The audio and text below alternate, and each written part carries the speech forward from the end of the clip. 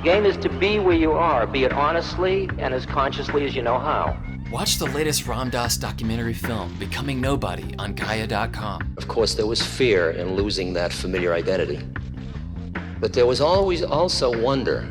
The Gaia.com library supports you with transformational content. See it for yourself and go to Gaia.com/BeHereNow and check out the Be Here Now playlist, curated just for you. Visit Gaia.com/BeHereNow and start your free trial today.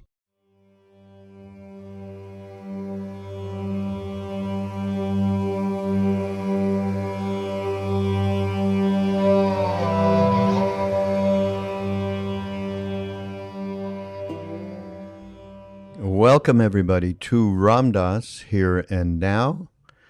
I'm Raghu Marcus, and before we get into a little introduction to this talk from Ram Dass that we're featuring on the podcast today, I want to mention that we have a very wonderful offering, especially in light of the times that we are in these days.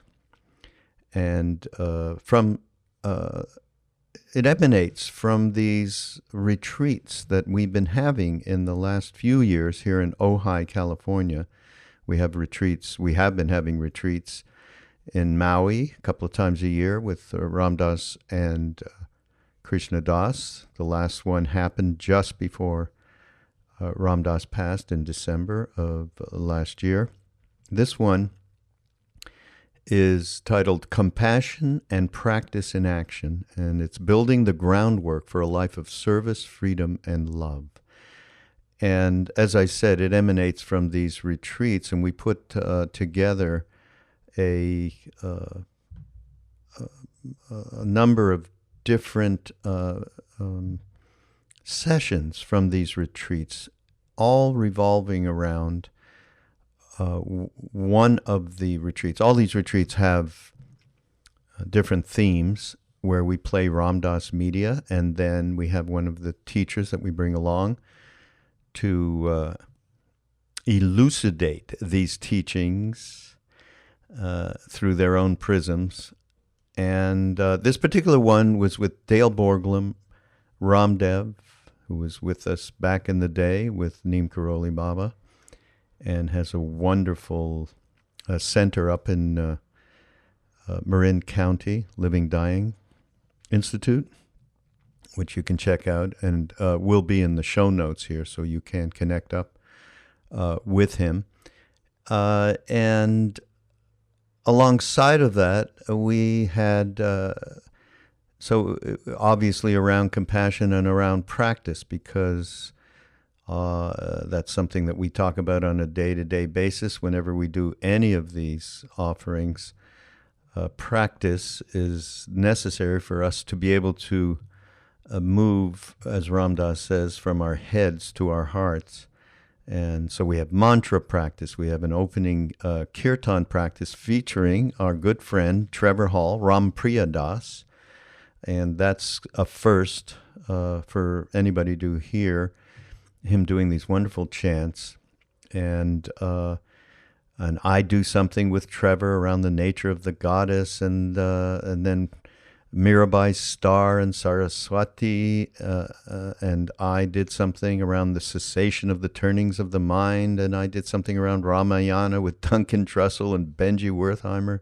Nina Rao is there with Saraswati in a breath and mantra workshop. So it's just chock full of wonderful, wonderful wisdom, of course, emanating from Ram Dass, and then featuring Ramdev, Dale, who does an extraordinary job around describing what compassion is, talking about us versus them, building groundwork for compassionate relationships, and creating a groundwork for compassion in action service.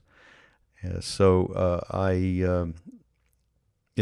a free stream, everybody. I think it's going to be up for quite a while. We're here, where are we? At the beginning of May, certainly into the beginning of June.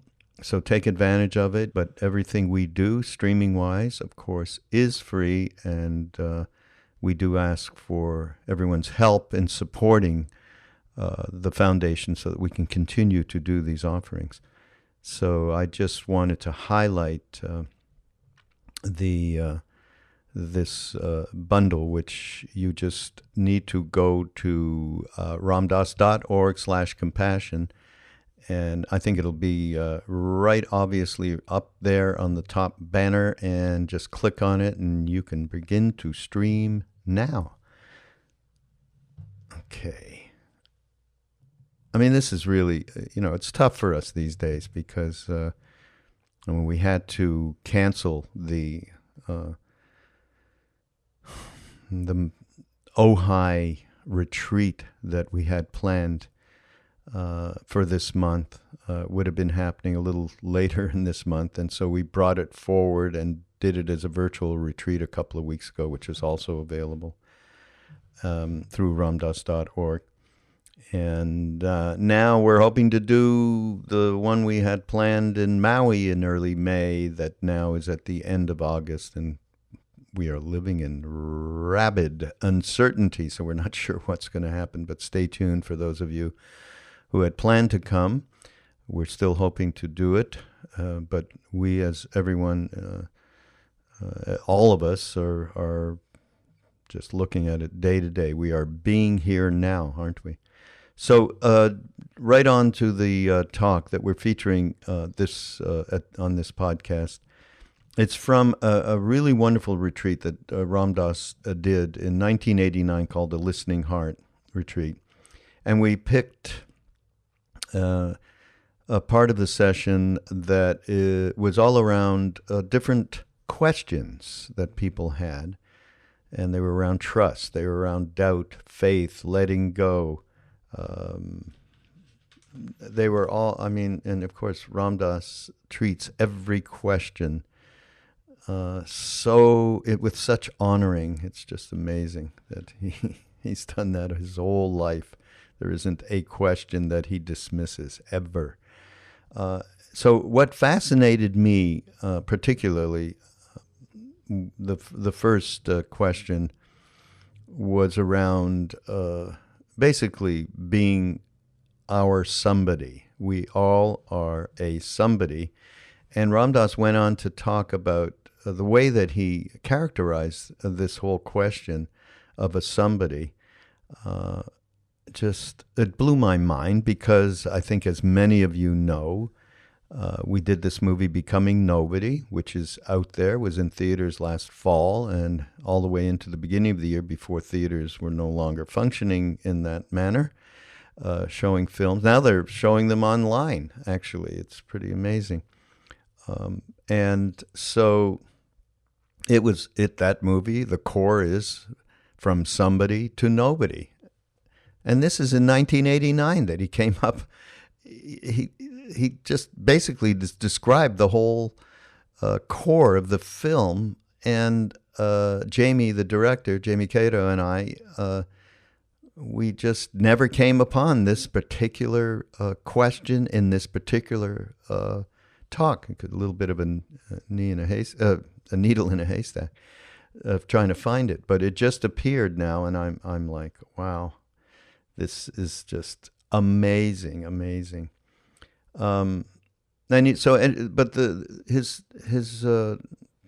His response to this question is all around how vulnerable we feel when we start to become quote unquote nobody, meaning we stop being so self-referential, so involved in our little self-interest.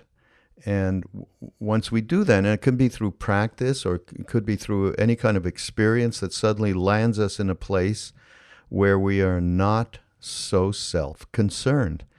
And this is the core of what the question was. Suddenly there's a fear. I don't feel safe not having that solidity of somebodyness. It dissolved. And Ram Dass talked about how he found in one point in his life that not having to be somebody was not a weakness, but a sign of strength.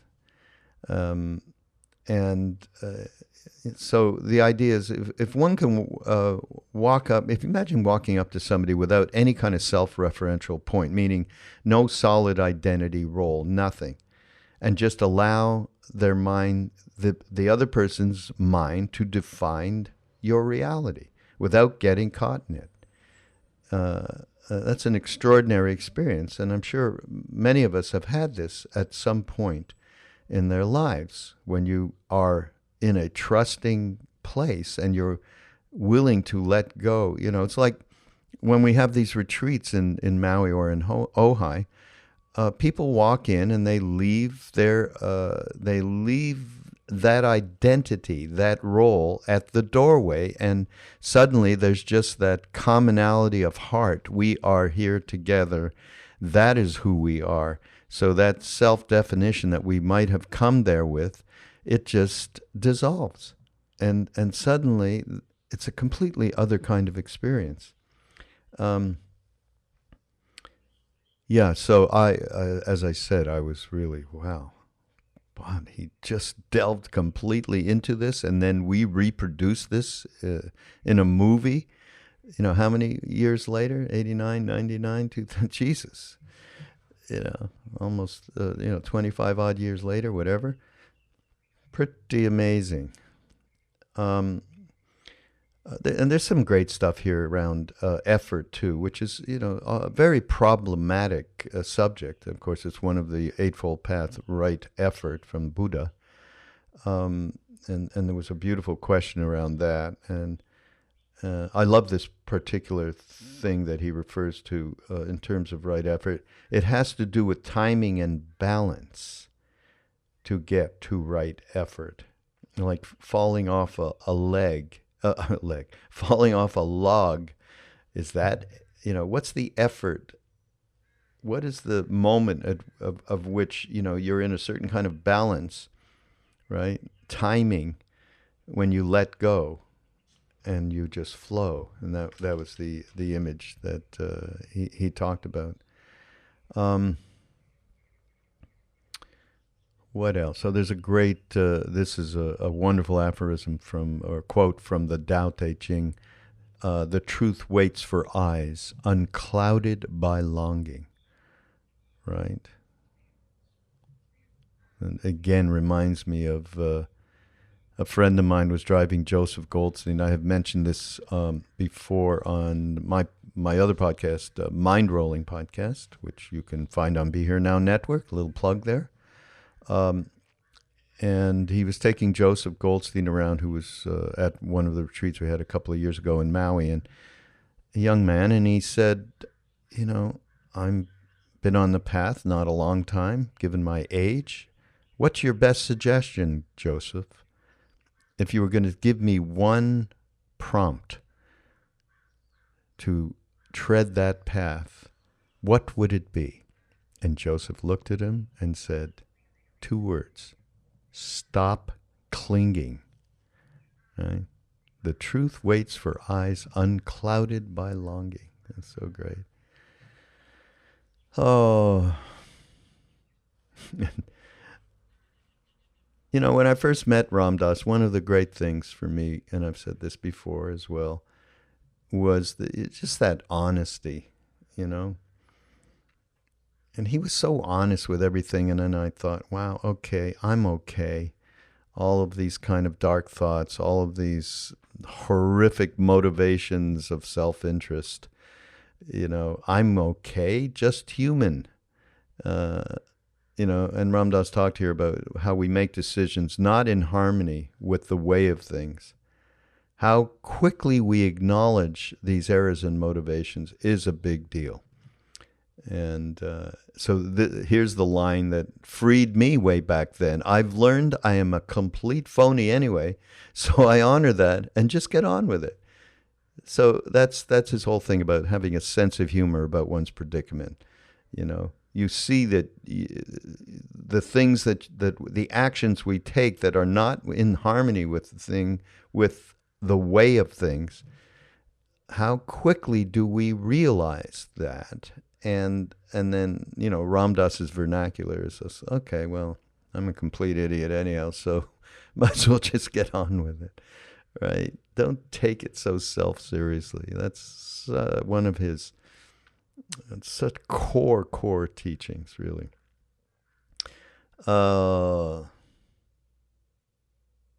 There's some good stuff around doubt and faith.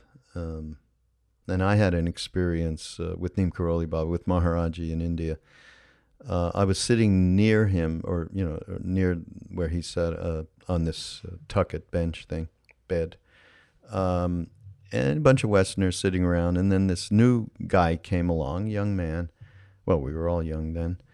And he was kind of confused as to why he was there and, what his motivations were. We had talked to him before, and so he looked really kind of off, confused. And Maharaji said, well, what's wrong with him? What's going on with him?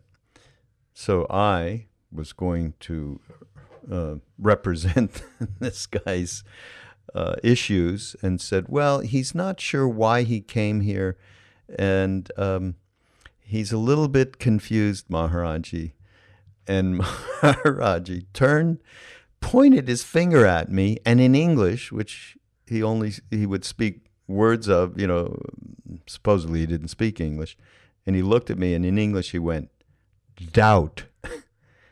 Okay, I was completely destroyed for a week on that one, and questioning my faith and questioning everything, and how wonderful that the situation of me thinking I was going to help this guy out who had, I thought, doubt, and then he turned it right into me to just clean up that part of my mind in that moment, And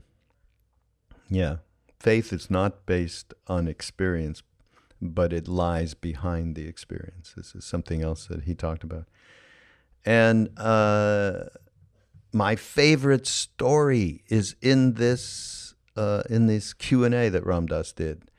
And it's the you never know story, or who knows, like the farmer, a horse escapes and the neighbor comes by and said, oh, that's terrible. And the farmer goes, well, who knows, And then the horse comes back with another horse that he made friends with, and the neighbor goes, well, that's tremendous. Isn't that great? Oh, well, who knows? And then the son gets on the horse, the wild horse, and goes off, and the horse dumps him, and he breaks his leg. And again, the neighbor said, oh, God, that's terrible. Well, who knows? And then next thing you know, there's a war, and the armed forces are coming to conscript young men, and they can't because he broke his leg. Who knows? You never know. I mean, it's kind of been a bit of a mantra. Well, I think it's a mantra for all of us lately, right?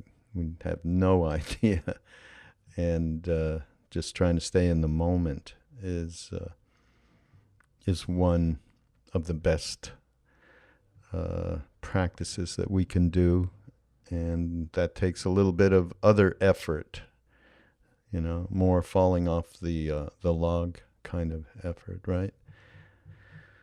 Oh boy. And I guess I have to also admit that just listening to this, I had a close friend call me just as I had finished listening, and I just miss Ram Dass. That's all I can say. I just heard him at the end just laughing the way he used to laugh. And I guess, as she said, just treasure those moments that I'm able to connect with him that way. Anyhow, I don't want to get maudlin here. This is a great talk, again, from 89. It's from the Listening Heart series. And please do enjoy. And this is Ram Dass, Here and Now, on the Be Here Now Network. Go to BeHereNowNetwork.com, and we have a whole wonderful coterie of fantastic teachers, thought leaders, podcasters. And so do take advantage. And we will see you next week. Namaste. My lack of trust in how to just be,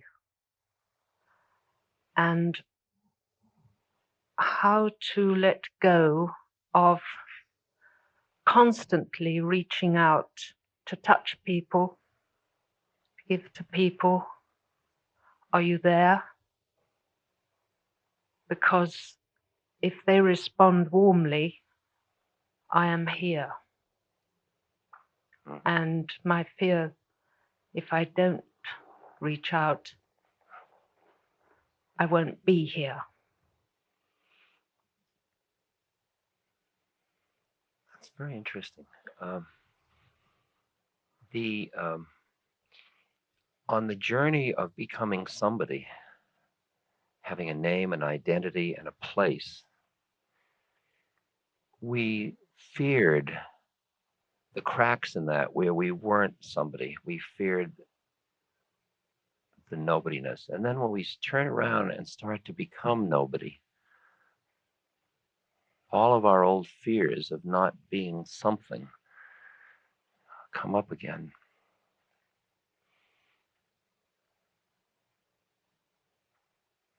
I watched myself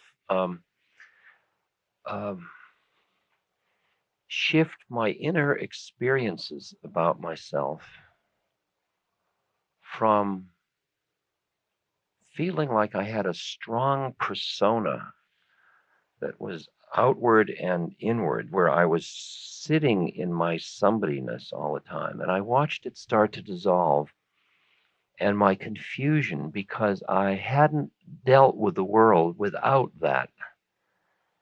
And I remember now, as I look back, the flickery period during which I felt very vulnerable in my nobodyness, in nothing, and not knowing where I was or who I was or what I was, that I didn't feel safe in that structure any longer. And I noticed that when I'd be giving an interview for a newspaper or magazine, and somebody would say, "Do you have a message for our readers?" And I'd listen and I'd say, "No, I don't." And they weren't used to that, because everybody has a message. I mean, I could talk till you can see I can talk indefinitely, and but in terms of me, I don't have a message, in the sense that's a somebody thing that is just not what it's about any longer.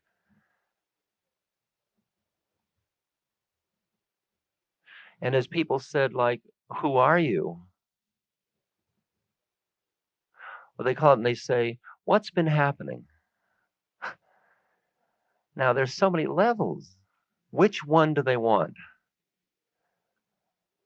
Or they say, "Where do you live?" I say, "On Earth." They say, "That's not what I mean." Or, "Who are you?" I think I didn't even notice the way it was dissolving. That kind of solidity of somebodyness was dissolving, except the way when people acted in a way that expected me to be solid, and I wasn't. And then I began to get a sense of this thing happening. And at first I felt easy, because I had come out of a value where to be chameleon-like, where you're changing your colors to every situation, is somehow a sign of weakness. And I had to flip it around, where I started to experience that as a sign of strength, that I didn't have to be somebody. I could be open to more and more. I had no idea who I am, what I'm doing here, where I'm going. I can give you models, metaphors. I can do that very, very charmingly and very well. And then I can go in and out of them. But they're all ones to loosen the ones you've got, so we will all end up together with none of them. It's the same thing about the thorn. And I think that the confusion is feeling that you have to come into a situation with a somebody-ness, that you then have to get everybody to reassure you that's it in order to feel safe in the situation. And I find now more and more I can walk into a situation, walk up to somebody and have no idea who I am or what I'm doing there, and allow their minds to define my reality without getting caught in it. See their mind define the reality. If that reality is one that's destructive, it won't feel harmonious. And I trust. It had to do with trust in the inner connection to truth. And I think that that transformation is a very flickery process, very flickery process. I think you just let yourself in. It's like letting yourself into a very hot bath. You go in by little degrees of playing with the idea that you just don't know. Stephen Levine talks about don't know-ness. I think he got it from Sun Tzu, what's his name? Sun Tzu, the Zen master, who just said, practice, don't know. I don't know. I don't know. Now, to go from that world of social existence where you're constantly looking in other people's eyes to say, am I existing? Am I good enough? Am I what you want? Am I all right? Am I here? See, like at this moment, there's the wind in the trees. And at that moment, when I heard the wind in the trees, I disappeared and there was just the wind in the trees. And then a moment later, this situation brought back me talking to you. And I realized that for years, I could never do that. I couldn't just allow the wind in the trees to exist because I was afraid of the loss of continuity. I was afraid of allowing the moment to be just what it was for fear I wouldn't be appropriate to the situation. See, there are stages of this process of transformation. There is a stage where you feel something in you that is behind your social facade and your social relationships to people. You feel a somebody-ness, which we call soul. It's like you feel an entity. Then as you get deeper into the transformative work, that thing starts to dissolve. That's what anatta is about. There's no self, there's no one. Then you just see that there are just processes going on. There's nobody there, there's just these processes going on. And then the question is, how do you incorporate that understanding into existence? How do you live with no continuity? The continuity is the result of karma. It's the result that who you were started an inertial process that leads to you to be this person. But as your awareness is less attached to that, you're just aware of processes. Just as I'm aware of my body aging and decaying, I'm aware of my awareness getting lighter and less attached to my forms. I'm aware of personality processes, old ones running off. I'm aware that when somebody comes up to me that is a strong symbol of this or somebody that awakens this desire, the desire will arise or the reaction will awaken. But I can see it now almost in slow motion as just processes going on. And all I end up being is just these processes. All the form of me ends up being is just these processes. And behind it all, there just is, you see, not somebody being aware, there's just awareness, which is even subtler. See, there's nobody here. There isn't anybody here. And it's so interesting because we so little can handle even imagining there's nobody in there. We keep projecting our own solidity into everybody else. So it's very hard for me to convey to you the kind of nothingness that's going on in here. And say to you that you just keep delicately approaching it and just playing with watching the way in which you need that reassurance. And watching that need and seeing that need as just a phenomenon that exists in the universe, lawfully existing, and keep quieting the mind and deepening the connection to just that part of you that just is with it all. Just the spacious awareness. It's called spacious awareness. It's the sky, just the sky. I was just trying to convey that delicate transformative period, which is confusing and frightening and all of it. Questions? I have been pondering lately my darker sides, what I feel like my darker sides. And I think I have been putting all that more or less, perhaps unconsciously, into the background. Have been perhaps playing sort of hide and seek with myself. So my question is, how can I attain the stance where I know how to stop that hide and seek process and really venture on confronting myself and seeing all those darker sides? I have been, I have had a period where I have noticed that I'm changing and people respond to that, and I'm happy, and that feeds my ego very strongly. So that makes the temptation to put all the rest into the background so much the stronger. But now, there I am. How shall I become conscious, more conscious of this seek and hide playing with myself, and so see how I can confront these things head on, face to face, and be able to forgive myself for them, take them lightly, and to me it sounds very, very, very paradoxical to love, simply to see those things and really love them, or at least accept them completely.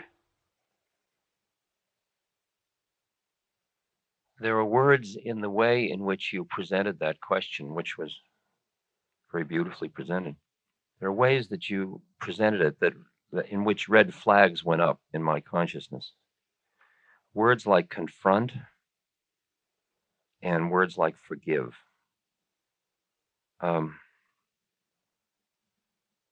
What I have found is that as I have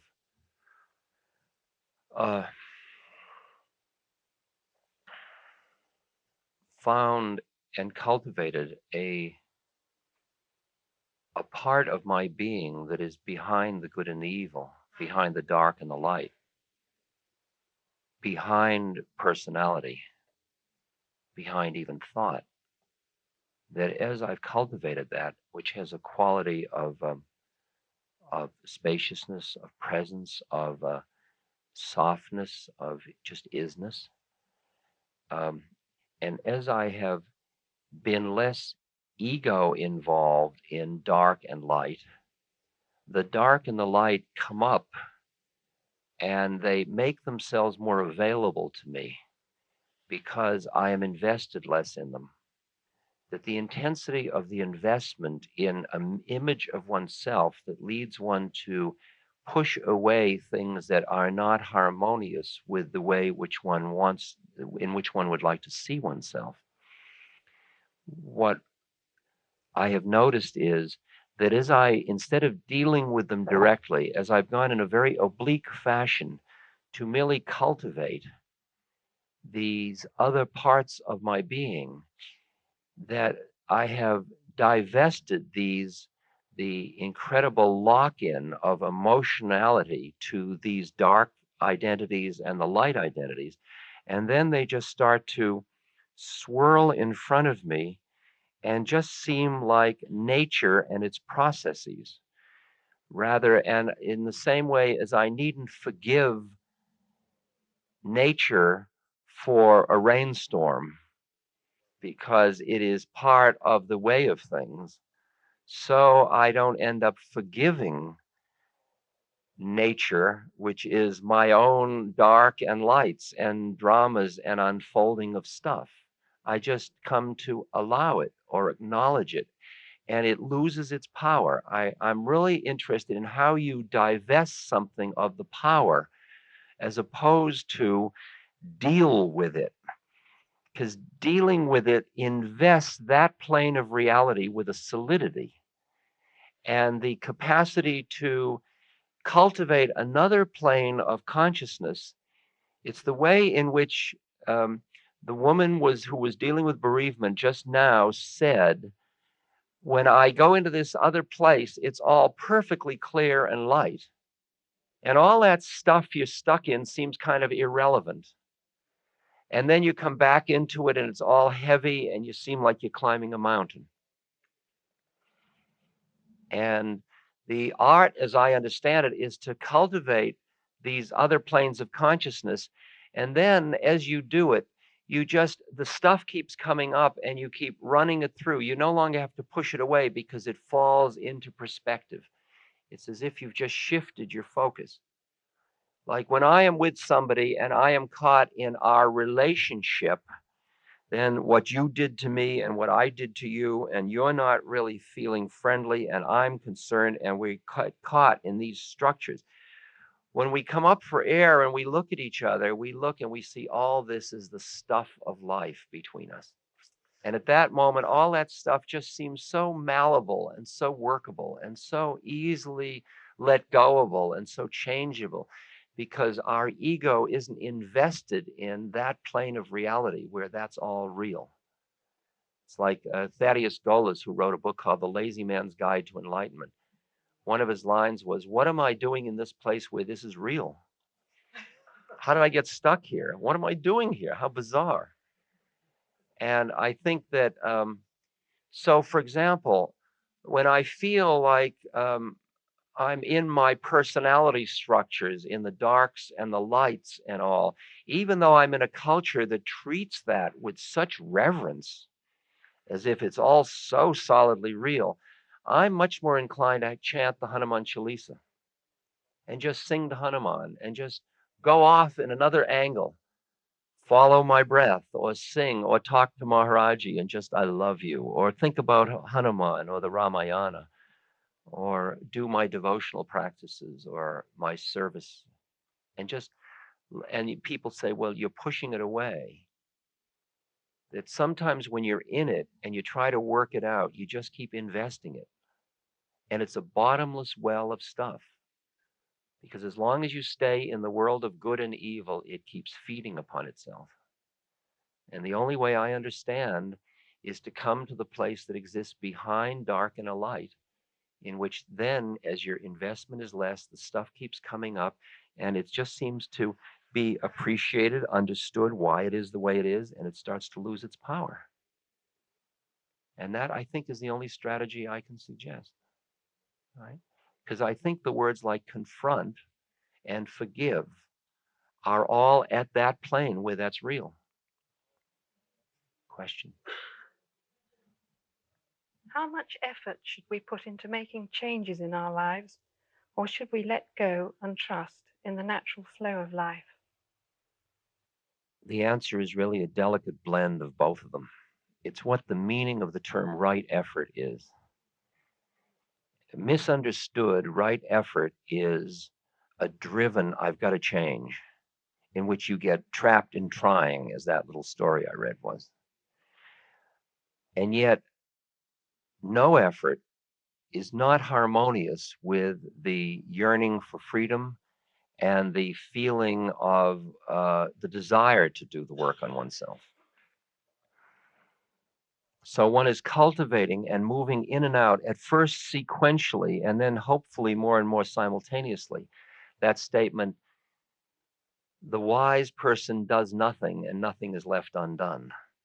It's that learning how to be between effort and no effort that is such a delicate art form, in which there are things being done, there is effort made to change, and yet you're not standing in there trying it. It just is what it's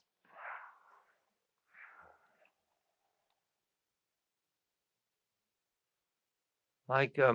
I'm with somebody and I feel myself get caught in some habits of interaction that are stuffy, right? It's a nice way of saying stuffy. They're real. I'm aware of that. Now, under certain conditions, I'd say to the person, let's work this out. Let's get behind it. If the timing is wrong when I do that, we are so invested in those patterns that even as we try to work it out, we just keep substituting other patterns and keep working.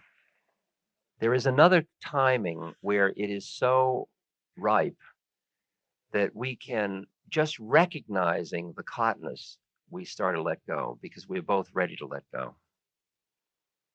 Right effort has to do with timing and hearing as well, and feeling when that effort is just absolutely appropriate and you're not going to get caught in making the effort. It's just what needs to happen. See if I can give another example.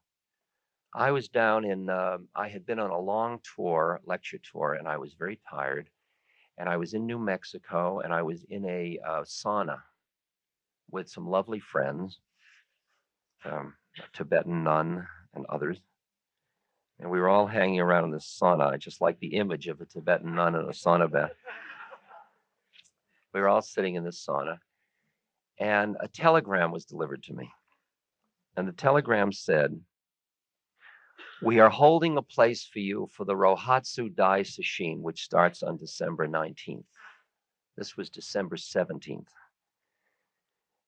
Now, the Rohatsu Dai Sesshin is the sitting in that sect of Buddhism, of Zen Buddhism, that is the fiercest one of the year. And the place they were holding the place for me was at a mountain outside of Los Angeles, which was about 1,000 miles away. Here I was relaxing in this hot tub. It was all so sweet. And here they were, these cold, tight Zen Buddhists, 1,000 miles away, holding a space for me where they beat you with sticks. If you go, they come over and they bow and you bow and then they beat you and then you thank them for beating you. It's total sadomasochism. I mean, there's no excuse for it at all.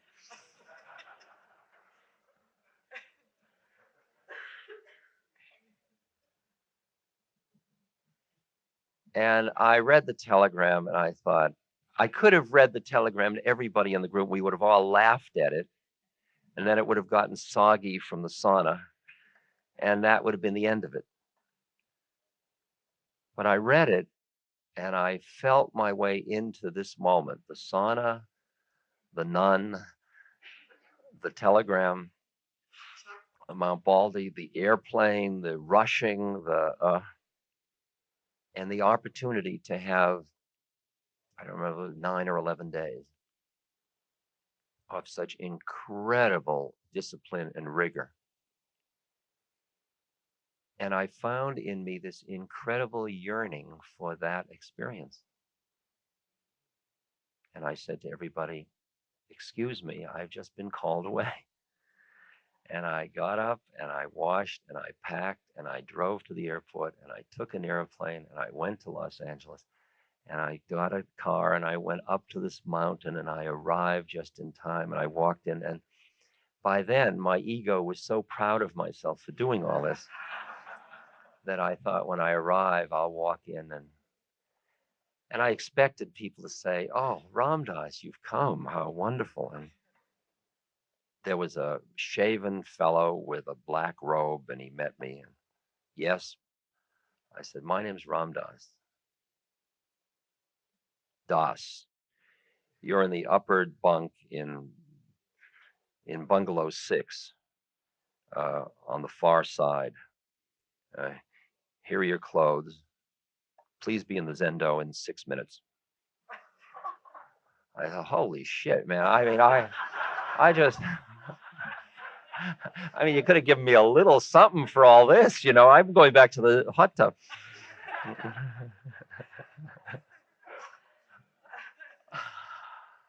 And I went into it, and it was hard. It was really hard, especially the first couple of days, because you got to keep going in to the Roshi, and his technique is sort of they give you a koan, you see.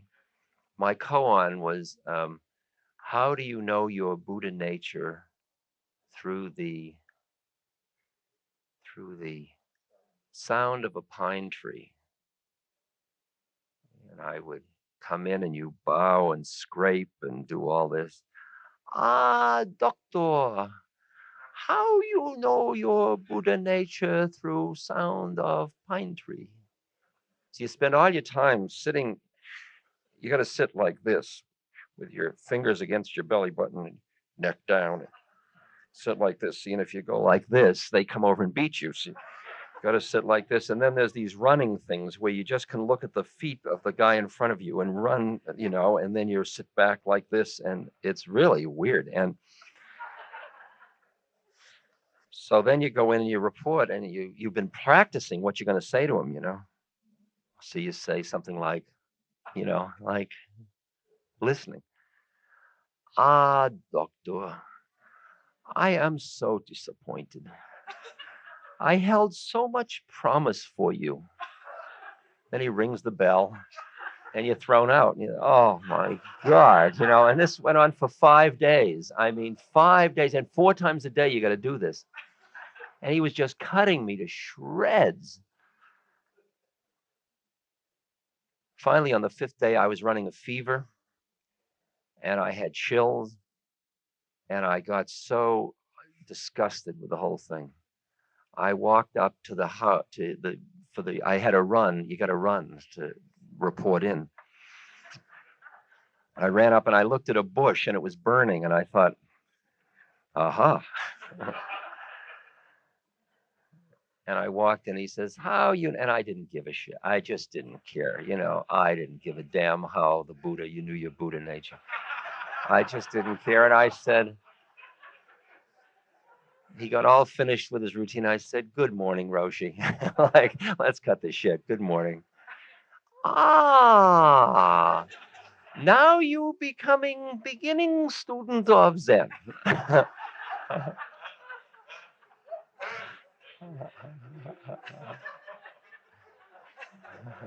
Oh boy. But it was interesting, that moment in the sauna where I was ready to, the pleasure was beautiful and lovely, but that yearning for something was so strong that I would put myself in that situation, knowing I was going into that. And you'd say, well, was it effort? It was and it wasn't. It was the obvious, it was like, is falling off a log effort? Well, it isn't when it's the, you know, when your balance is right. And it all has to do with timing and balance, the way I can hear it, to get that quality of right effort. Questions? I find tremendous difficulty in making decisions quite often. Well, how do I know if it's my head talking or my intuition or heart? And how does synchronicity versus endeavor come into that?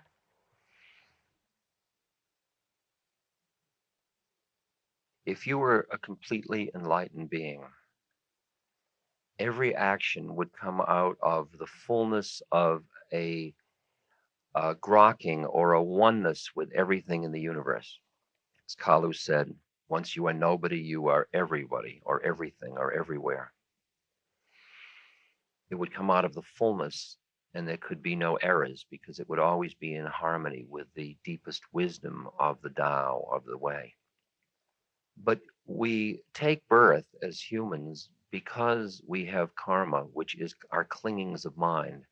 And as the Tao says, the truth waits for eyes unclouded by longing. So that we don't hear the truth fully, we only hear the projections of our own desires. So that again and again, we make decisions that end up not being in the deepest harmony with the way of things.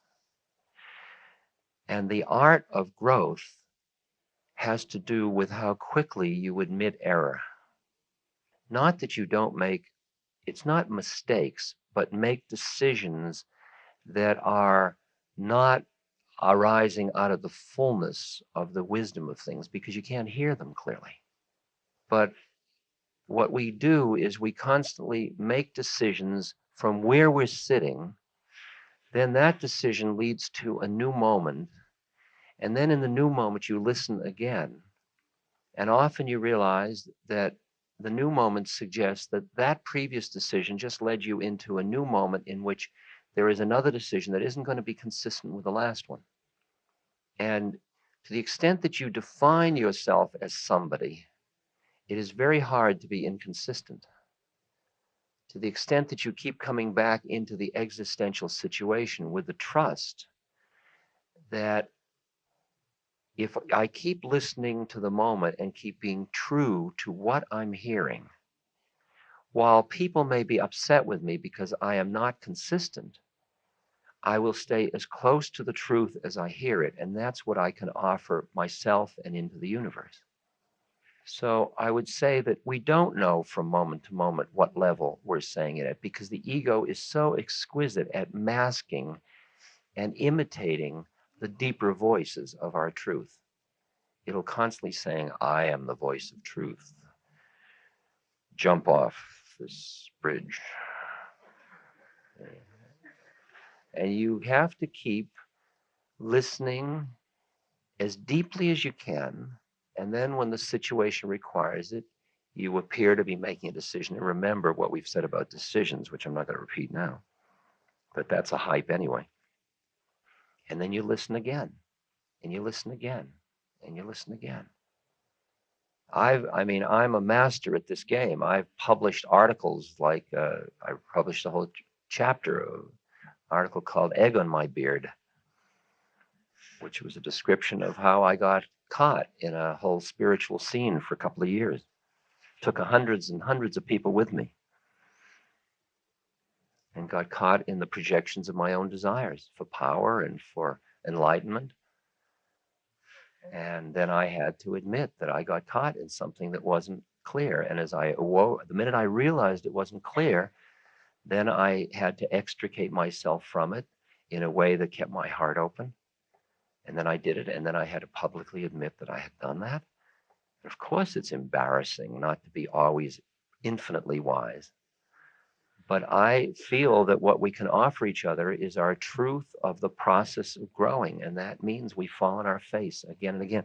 As Sri Aurobindo says, you get up, you take a step, you fall on your face. You get up, you look sheepishly at God, you brush yourself off. You take another step, you fall on your face. You get up, you look sheepishly at God, brush yourself off, take another.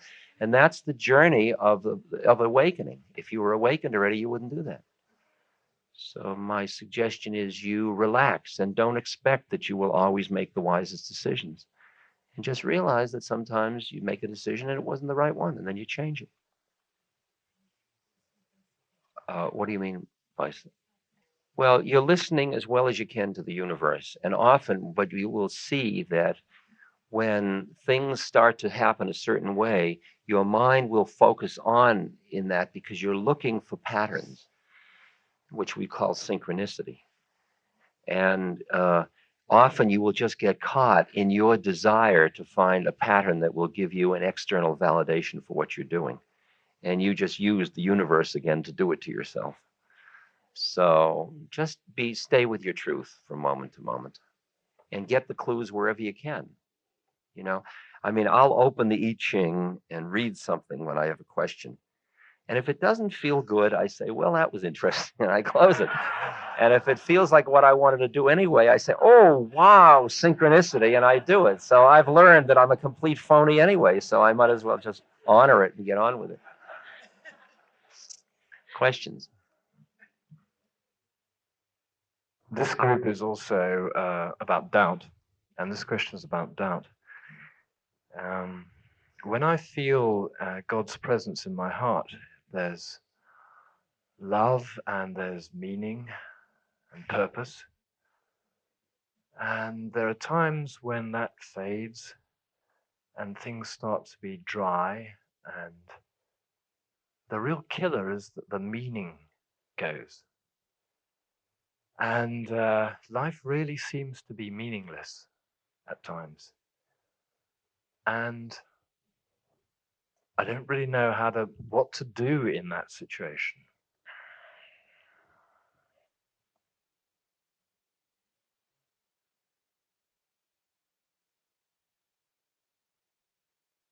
This question really, it's interesting. It does concern doubt and the other side of it, faith, as opposed to belief.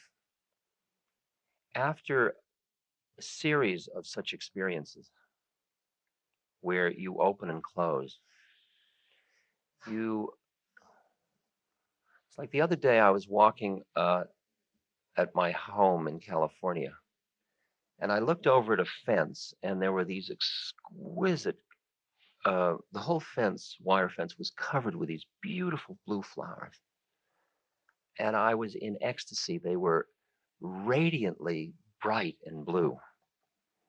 And I didn't have my glasses on. I didn't know what kind of flowers they were, but they were just absolutely beautiful. And I was just in delight. And I went to my neighbor on whose estate I live. And I said, there are just these absolutely beautiful blue flowers out. And we continued to talk. And then later in the afternoon, much later in the day, that was in the morning. And later in the afternoon, I said, we started to go outside for something else. I said, oh, let me show you these blue flowers. And I came up, and there weren't any blue flowers. Because they were morning glories. And those of you that know about morning glories know that they're only glorious in the morning. And at first, I felt confused and angry and upset and embarrassed and everything. I said, I could have sworn there were blue flowers here. And then he said, you mean the morning glories? And then the word morning glory went in, and I thought, that's what morning glory means. What do you know? And I relaxed. Faith is understanding that they're morning glories. Faith is understanding that as long as there are any clingings in you at all, that you are going to lose the spiritual, material aspects of spiritual experience, which is understanding, bliss, rapture, feeling of intimacy, anything that is an experience connected with spirituality is going to come and go. And that's the issue of anicca, that everything's changing all the time, and that it's going to keep coming and going. To the extent that you have based your faith on experience, this is a really far out edge, you are bound to have a hard road because you're going to constantly be flickering, and you're going to be afraid of the shifts of your experience. The minute you recognize that faith concerns something that lies behind experience, that is just being, not the experience of being, but just being, that when it turns dull and it all seems empty and there's nobody around, it's much more of, so. And then it opens up and it's, so. And you don't demand of yourself that you always be wise and you always be clear and you always feel like you're connected to God. That you realize that all these experiences are just the way the mind is playing in the universe of form. And that when you're feeling that intimacy and that warmth and that devotional, delicious quality, if you will go in deeper to find the place behind all that stuff, then you will find that when you're in the depressed, cut off, empty thing, you can sit with that and find the place back in behind that to rest. It's not an experience of negative or positive. It's just And then pretty soon the and the are the same And then the and the are just little things. They're the morning glories opening and closing. And behind it all, and remember the story of the man, the farmer, and one day his horse ran away. And his neighbor said to him, "Oh, that's too bad." And the farmer said, "Who knows?" And the next day, the horse came back, and it had attracted a wild horse. So now he had two horses. And the neighbor came and said, "How wonderful." And the farmer said, "Who knows?" And the next day, his young son decided to ride the wild horse. And he was riding the wild horse, and he fell off and he broke his leg. And the neighbor came and said, "That's too bad." And he said, "Who knows?" And at the time, there was a war. And the army came through conscripting young men. But they didn't take his son because he had a broken leg. And the neighbor said, "How fortunate." And he said, "Who knows?" That's the place. The who knows. Who knows? And usually, when you have gotten attached to the spiritual material experiences of bliss and of intimacy and of aliveness of spirit, when it turns dead and cold and nothing, you get so freaked and so reactive and feeling like you've fell out of grace, that you're then dealing with all your reactions to it, not with the thing itself, just with the reactions to it. With, "Oh, I wasn't worthy, I didn't deserve it. Oh, see, God figured me out. I'm a fraud, mea culpa." The other one, and now, because I've gone in and out of it so many times, now my faith is strong. Not my faith that I will feel the experience of being close to God, but just the faith of that it is. Right? It's a good one. Questions? About this time last year, I think it was, I had what I thought was a really important insight, and it probably was, which was that I'd spent a lot of time thinking that my natural habitat was unhappiness, that was the natural color of things. So I decided to go for happiness, and I spent time kind of recognizing happiness and embracing it and so on. But thinking about desire systems, it occurred to me that perhaps the desire for happiness is something that I have to let go as well. So, some practical advice, please. I had an interesting time with that because there is in Buddhism, one of the things is, may all beings be happy. And in the metta meditation we were doing, it's, may we be enabled to carry out our lives in peace and happiness. And as long as I kept happiness as the polar opposite of sadness, it was like keeping love as the polar opposite of hate. And then it turns out there's a semantic issue of which level you're using the word at. And to the extent that happiness means being in harmony with what is, meaning being peacefully in relationship to everything that is, finally I realized that my happiness isn't based on the situation being this way or that way. My happiness is one which embraces my sadness. Finally, my love is one which embraces my own hate. And that quality of happiness from just being in relationship to the universe as it is, not because it's this way or because it's that way, is this deeper quality of happiness that is what this Buddhist prayer is asking for. So I think what you were doing was playing with the polarity of happiness and sadness. Now you understand finally that the way you look at your sadness is not as something to push away, but something to, yes, there is sadness in life. And my sadness came out of my truth also. See, I mean, when you've come up for air out of a lot of sadness, you want to cling to your happiness. But as long as you're clinging to anything and pushing anything away, you're vulnerable. It's got you. You're always frightened because you're always waiting for the slip and you'll be cast back into sadness. And finally, you have to embrace it into yourself, all of it. So I'd say now that you have learned to be happy, you can turn around and look back at your sadness and start to allow that that's a part of you too, until you've embraced all of it into yourself. Is that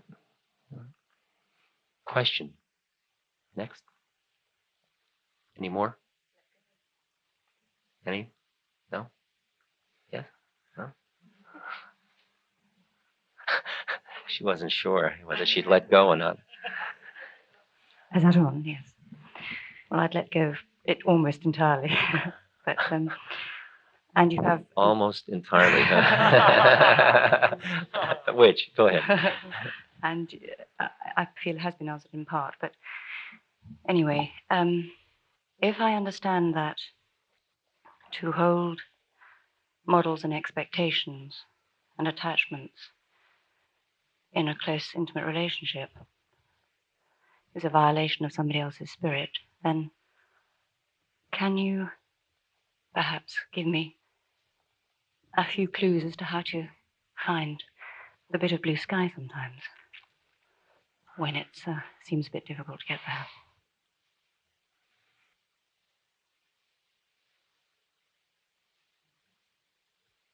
One must cultivate an appreciation of the perspective or frame of reference or a little bit of blue sky,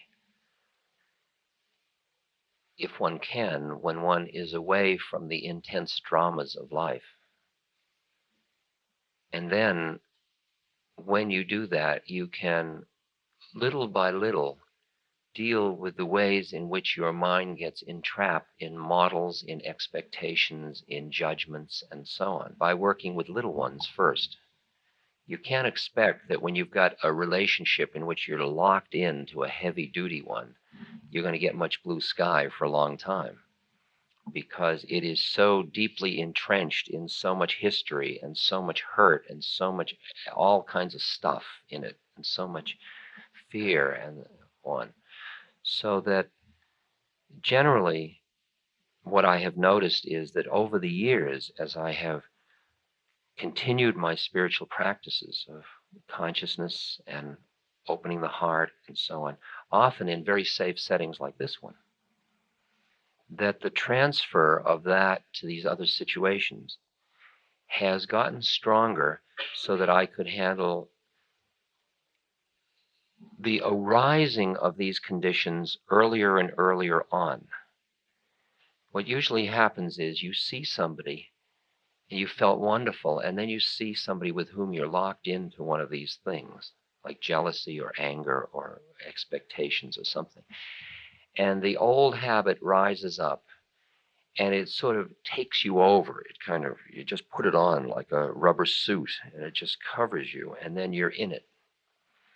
And then once you're in it, it is really hard to see it, because it colors everything. It's like the chakras we were talking about that take over reality.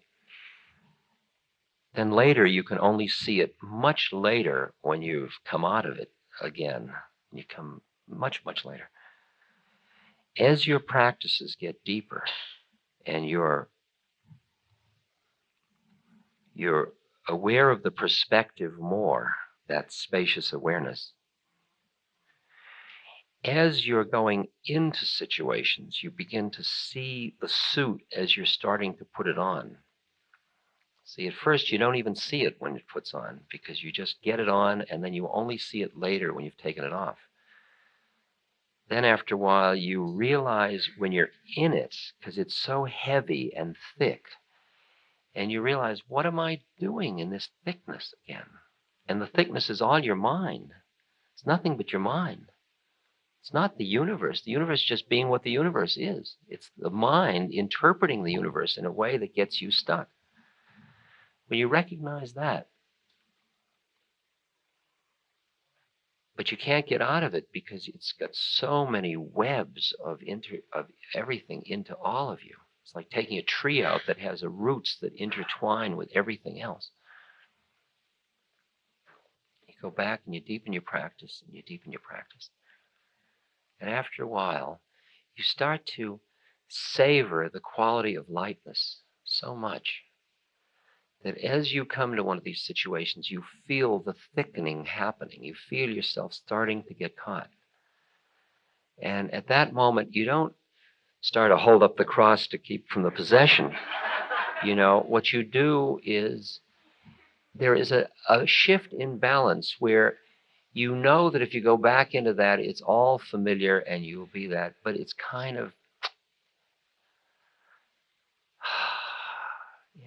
it's like my guru saying, give up anger, And the anger is so familiar and so righteous and so, but who needs it?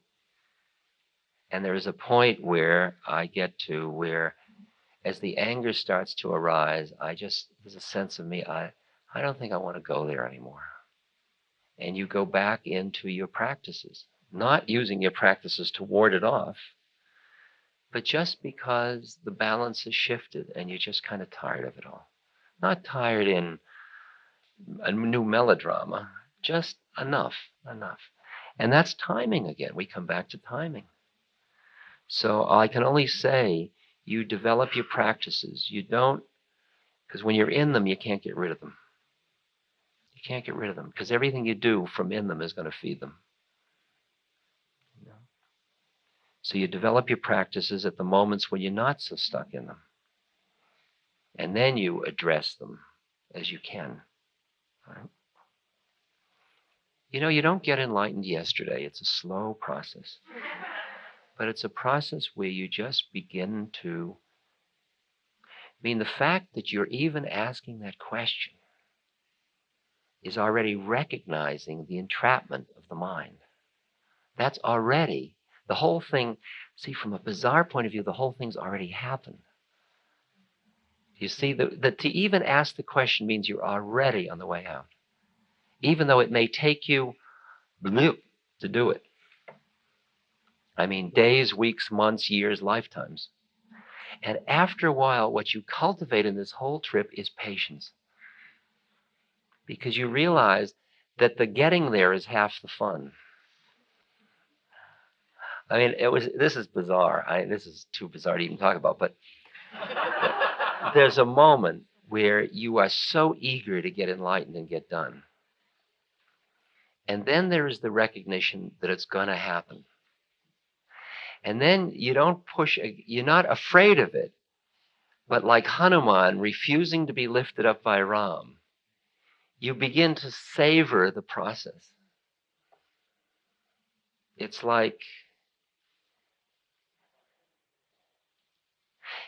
getting into a bath. I use bath images because I love baths. And getting into a bath that's very hot, and it's painfully hot. And you're going to adapt to it, and in a minute it won't be that hot anymore. And you're sort of savoring the pain of it and that process of adjusting to it. And it's the same way. After a while, you're just not pushing against enlightenment, but saying, okay, in its proper time, and starting to appreciate the process. So just look at where you're standing in relation to the issue you raise and see that who you have asked the question already knows there's an out. You already know you're imprisoned. The process is going because you're already looking for ways to escape. Now you can just be a witness to the whole process. Inevitably, you will escape.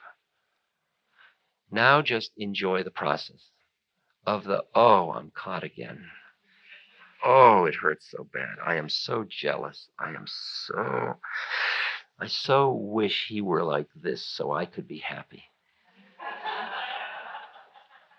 Something like that, you know. I mean, I'm just making it up, but.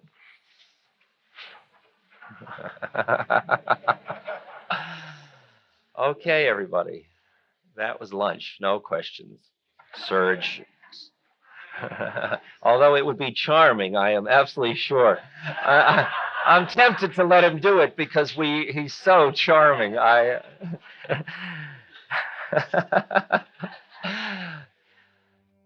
This podcast is brought to you by the Love Serve Remember Foundation and ramdas.org. We appreciate you listening, and we appreciate all the support that you've given us. Please continue that support and donate at ramdas.org. We can then continue to share what Ram Dass has been sharing for all of these years. Thank you.